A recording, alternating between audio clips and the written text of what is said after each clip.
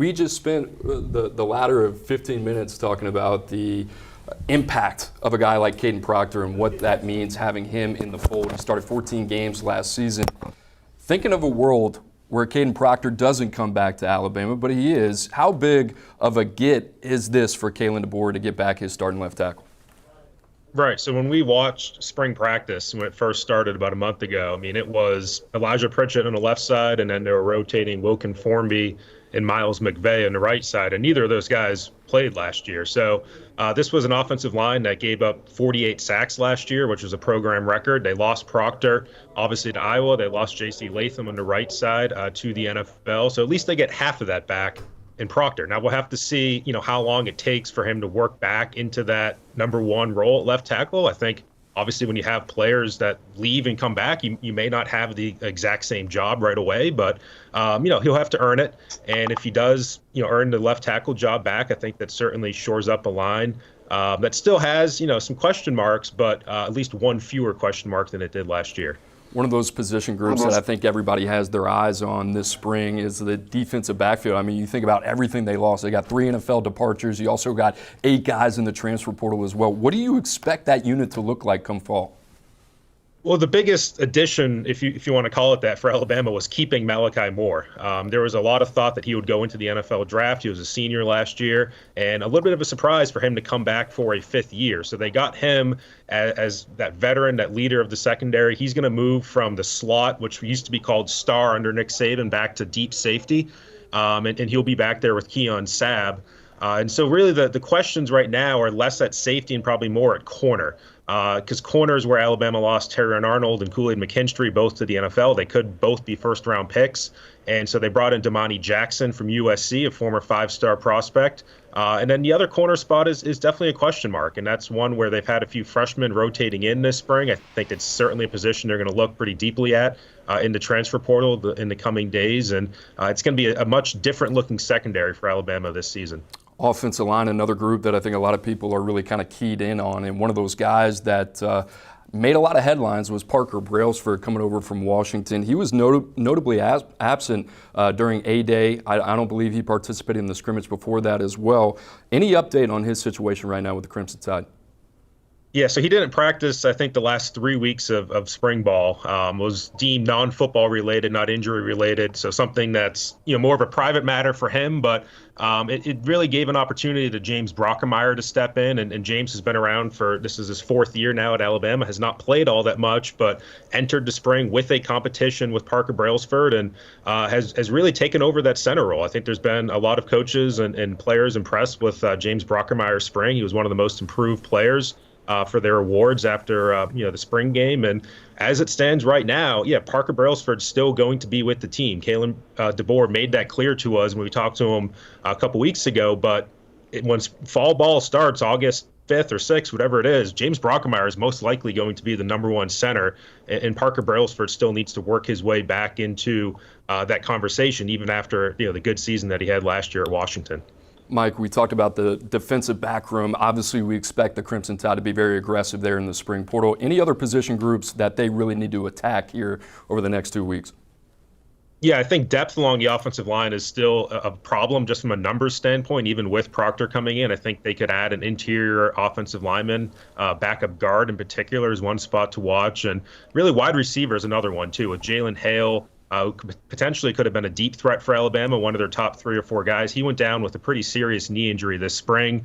He was using a walker at the spring game when we saw him, and Kalen DeBoer told ESPN that he's likely out for the season. So Alabama probably needs another wide receiver. If they can find a deep threat, I think that's their biggest style of receiver that they're going to need at that spot. And kind of a sneaky need is kicker. Will Reichard, the NCAA's all-time leader in points, was pretty automatic for them the last 5 years. He's gone. He's in the NFL now. And there's an open competition at kicker to replace him, which includes a few walk-ons. So if Alabama potentially could find a more experienced and more reliable kicker on the market, I think that is a position that they'll look at. Mike, I don't think there's a need at the quarterback position. Jalen Milroe absolutely lit it on fire last year under former OC Tommy Rees. What have been your thoughts about the marriage between Jalen Milroe, Kalen DeBoer, new offensive coordinator Nick Sheridan? Yeah, it's definitely been a feeling out process, I think, on both sides for Milroe to get used to the new system, which I think is a little bit more complex than Tommy Rees's system. There's a lot of motions, there's a lot of checks, there's a lot of different things going on that kind of make Kalen DeBoer's system what it is. And likewise, Kalen DeBoer is trying to figure out how to best use Jalen Milroe. He's described him as a home run hitter, the guy who can certainly make some big plays with his legs. We've seen that. He can make some big plays with his arm down the field. We've seen that.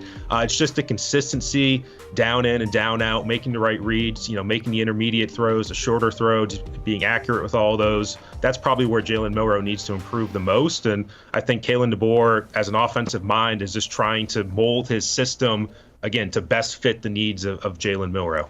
Mike, is there a name to know coming out of spring ball that maybe kind of turned your head a little bit and said, wow, I didn't expect that from that guy, but now you could potentially see having an impact in the fall? It's definitely the freshman safety, Rydarius Morgan, who came in and really impressed players because he was an early enrollee who came in during bowl prep before the Rose Bowl and was kind of turning some heads back then, and came into the spring and has gotten some first-team reps. And he's really pushing for that. It used to be called the star role. Now it's called the Husky role in Kane Womack's defense, the slot role. And he could potentially start there if he can beat out Devontae Smith. But even if he doesn't, I think a 6 defensive back role, in a dime package is potentially a Red Morgan can get on the field. And again, in terms of the freshman that Alabama has, I think he has the most likely shot of playing a lot of snaps this season. Mike Rodak, we appreciate you, man. Have a good rest of your day. Thanks for coming on. All right, guys, got it. Little Alabama roster breakdown, and we welcome in my friend, Director of Scouting, Andrew Ivins, to talk it all. But, Carl, I want to start with you. When you think about the strengths of an Alabama roster, they went through a lot of turnover, the most that they've been through in quite some time. Nick Saban was there 17 years. Yeah. He had that thing humming a little bit. Now, Kalen DeBoer takes over.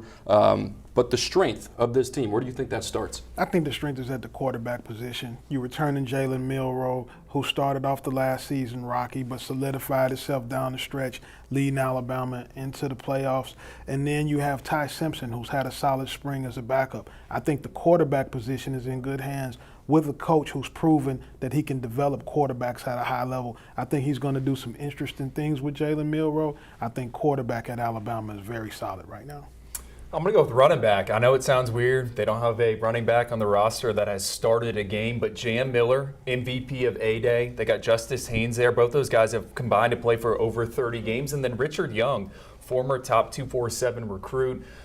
Alabama, 34 points per game last season. That was their worst, or I should say lowest number since 2009. I think they're going to run the football. We know Kalen DeBoer, what he did when he was at Washington. They threw it all around the yard, but I think the strength with that offensive line, what they're bringing back, they're going to try to pound it through the tackles, and I think Jam Miller is a name to know in the SEC. Well, when you look at it, I'm going to piggyback off of both of you. You said the quarterback, running back, what's next?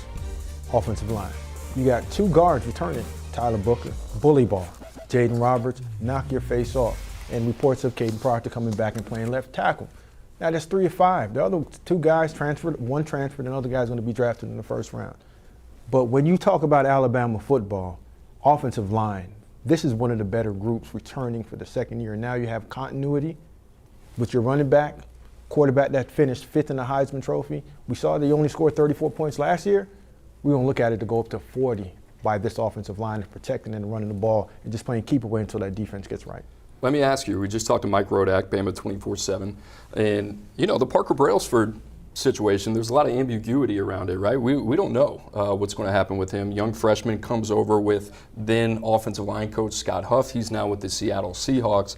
How big of a deal is that if Parker Brailsford's not able to go or we see something happen with him? Obviously, they got some talent at the position, but does that make you a little nervous? Well, when you have the 2 guards, and I think guards are the most important position on that offensive line. 2 guys that can protect from the inside out, and all you need is a center to come in here to be smart, tough, make the right calls, snap the ball the right way, get the ball back to the quarterback, and get it going. But with a guy that's been there, there's experience with it. The offensive line, the center having the time off, and the offensive line coach not being there, we don't know if he left because of the offensive line coach going to Bama. Now the guy's gone. It can be a little bit of changeover in that, and just taking a little bit of time to get comfort. Drew, I wasn't going to let you get off the hook that easy because I know how much you love this running back room, especially when you talk about guys like Justice Haynes, Jamarian Miller. You mentioned Richard Young as well. It just kind of seems like the lost name there. But Justice Haynes, there's a lot of expectations around him. Got some late run at the end of last season. I thought that guy was ready to play last year. We didn't see much of that. Obviously, Alabama, very talented running back room. But the expectations for him going into his second year. Well, I think he's a 3-down back. Go back to his time coming out of high school. We thought he was going to make an impact year one. Had to play behind two guys that they're going to hear their names called in the upcoming NFL draft. But he still appeared in 13 games. I think he's someone that's going to bail Jalen Milroe out at times. Right? You can throw it to him in the backfield. You can run him between the tackles. So I think he's in for a big year. And then Richard Young, you listen to Tyler Booker, who's kind of the leader of that offense. He's the voice in the locker room. He had a lot of good things to say about Richard Young during spring practices and how he has come along since he arrived there in Tuscaloosa. So I like that group. And as Smoke said with the offensive line, we just saw the graphic up there. Caden Proctor started every game as a true freshman. I think you got to bring him into the mix. And then Elijah Pritchett, another guy we liked as well.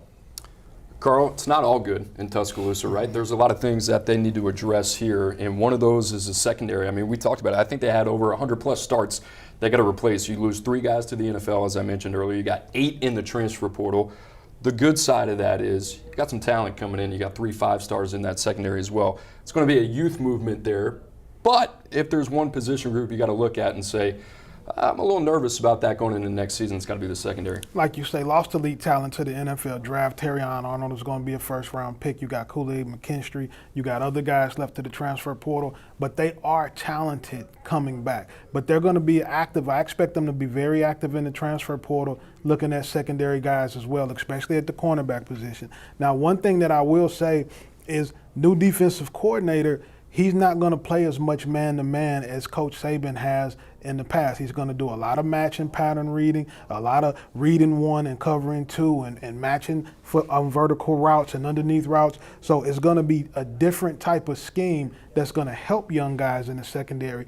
A lot of talent, but a lot of inexperience, and they'll be tested early in the secondary at Alabama. Drew, let's talk a little bit about that secondary. I'd be remiss if I didn't ask you about these guys. We got the director of scouting here on set. Really, really talented group. You got 3 5-stars that I mentioned. You got Mbakwe, you got Zay Mincy, you got the corner from Modern Day, escaping my name, Xavier Brown as well. Tell us realistically what the expectations could be for 3 guys that are going to have to play early in the SEC. Well, Coop, I thought it was interesting, right? You read the reports coming out of spring practices. Xavier Brown, it seems like he was the guy that ran with the 1s, Zay Mincy, Jalen Mbakwe with the 2s, and then, Jalil Hurley, who was another highly touted recruit, he was with the 3rd string. Alabama at the end of the day lost 5 corners to the transfer portal, 2 to the NFL draft, like Carl just brought up here. It's going to be young, and that's a position where it's kind of baptism by fire. When we're scouting these guys and, okay, can they play year 1? You want to know how do they react when they get beat deep, because that's going to happen. And with Xavier Brown, you go back to that A-Day game, got beat for a 45-yard pass, rebounded, and now it looks like he's the guy. I still think they're going to try to add, some veterans, as everyone has noted. And Coop, the other position I want to bring up, you see it here on the screen, wide receiver. They're losing 67 starts at that wide receiver position. A lot of guys out, not a lot of guys coming in. Ryan Williams, the 5-star wide receiver for us, he reclassifies, but that's a position group I kind of have circled. Jalen Hale didn't participate in the spring game. He was dealing with an injury. A lot of uncertainty there. And again, Kalen DeBoer, what did he do at Washington? He got a lot of wide receivers involved. So who are the individuals that are going to step up? I think that's certainly a question. And then Ryan Williams, he's going to arrive, I think, a month from now. He's a name to know there in Tuscaloosa. They brought over Jeremy Bernard from Washington as well, made an impact in the spring game. So we'll see what happens at the receiver position. Certainly no Rome Odunze, Jalen McMillan, Jalen Polk in that room. So we'll see what happens there. Smoke, we go back to the defensive side of the ball. That outside linebacker edge group maybe got you a little bit concerned. Well, when you lose Dallas Turner, you lose Chris Braswell to the NFL draft, that room is talented, right? You got Coat, you got Quay, you got Yanze. All those guys are talented players, but which one of those players are making offensive coordinators stay up all night and saying, how are we going to block them? So that's the position, right, I think that's weakest right now. And we all know that the back end and the front end tie in together. If you can get to the quarterback, those corners don't have to cover that long, and they don't have to get baptized, and they will, but If that position, the outside linebacker, edge position, if that don't get addressed and that don't become a strength, I don't know if Alabama is on a roll like we typically see them do. Really good problem to have, I will say, right? When we're talking about Keon Keeley, former 5-star guy that was the #1 defensive player in 2023, you think about Yanze Pierre as well, another 5-star edge rusher. You go down the list, I mean, they have some versatility too. You think about Jahad Campbell. Drew, it was pretty interesting to see, even as talented as those guys are, 0 snaps last year. You throw in Jaquavius Rousseau into that equation too. It's a really, really talented room. No experience whatsoever. If there's one of those guys that you would expect to maybe break out from that group, who would that be? Well, I'm hoping it's Keon Keeley. You read the reviews coming out of spring practices, though. It seems like he's kind of in a reserve role. And I think Smoke hit it on the head here.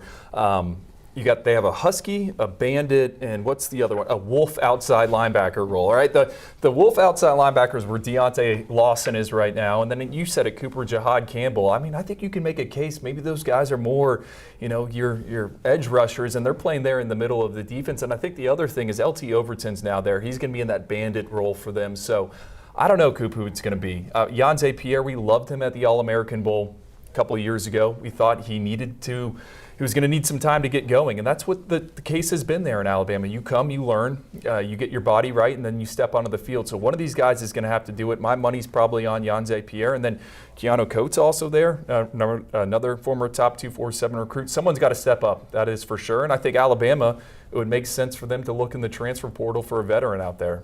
Brought in Keon Sabb as well from Michigan, certainly in addition that they're really excited about.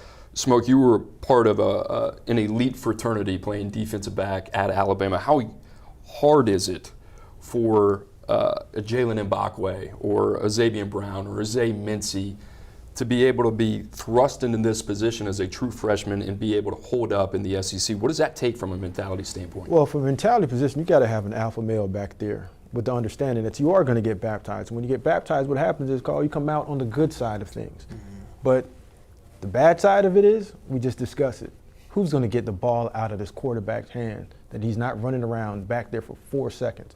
1.5 seconds, I can cover anybody. 3 seconds, I'm in trouble. And they're the better receivers are in the SEC, and you got better quarterbacks that are coming for you. So mission impossible if you don't have a rush. I don't care how good of a corner that you are and how great your cover skills are. Even with Prime had guys that put the pressure on that quarterback that got the ball out of their hands. Carl, year one, Kalen DeBoer, I know you think really, really highly of him. That being said, the roster is not the same. There is a ton of talent there. Mm-hmm. Kalen DeBoer has done a lot. That was a really talented roster at Washington that he had last year. He has won everywhere that he has been. If Alabama is a 10-win team, absent of the college football playoff, which now expanding from 4 to 12, I have a hard time seeing that happen. But let's say they don't have the year that a lot of people expect. What does that really look like for Kalen DeBoer as he adjusts coming from Seattle to Tuscaloosa and going forward? And the other part of this, the fan expectations as well. How did they kind of grow together to make this marriage work? Well, it's going to be really tough. It's going to be like Mark Pope going to Kentucky to coach basketball. Those two programs expect national championships. Winning won't be enough. Going to the playoffs won't be enough. If you have to win national championships at the University of Alabama, or it's going to be really uncomfortable for you in Tuscaloosa. Drew, year one expectations for Kalen DeBoer. Well, according to our friends at Next Gen Logic, Alabama returning 36% of their production. That is second worst in the SEC heading into the 2024 season. I don't know. This is a team I have circled for a variety of different reasons. Obviously, a lot is left. They're going to try to bring in some more, but what does it look like on the recruiting trail for the Crimson Tide? I mean, they've had their pick of the litter in recent years under Nick Saban, and for good reason. I'm kind of wondering just how are they going to adjust? You know, when he was at Washington, a lot of guys were already there from when Chris Peterson was in town. You know, they added some veterans from the transfer portal, but he's never had to set up and build shop and expand that roster out. So I think this recruiting class in 2025 is going to be vital to their long-term success there at Alabama. A lot of talk on Alabama this morning, especially Caden Proctor. Big to have him back in the fold. Obviously a lot of talent there for Kalen DeBoer as well. Guys, if you want to read more on Alabama, everything that you need to know, especially from our friend Mike Rodak Inc. Company, make sure to check out Bama247.com for all the latest news on the Crimson Tide.